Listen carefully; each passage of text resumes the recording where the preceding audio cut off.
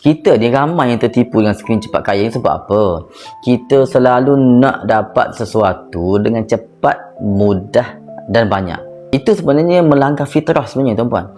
Banyak, cepat, mudah. Kita pun tertipu. Kita kena fikir beberapa kali bila kita tengok satu tawaran yang terlalu mudah, itu sangat-sangat bahaya tu. Kita tanam pokok. Kita tanam pokok hari ni. Contohnya pokok buah lah. Pokok apa? Pokok durian, musang king. Takkanlah kita tanam hari ni, besok nak berbuah dah. Ataupun bulan depan, ataupun tahun depan berbuah dah.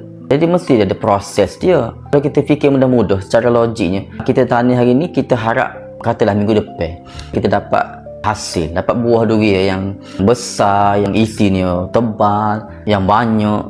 Mana mungkin? Tanpa kuasa izin Allah, mustahil lah. Ataupun kita panggil sunnatullahnya gitu.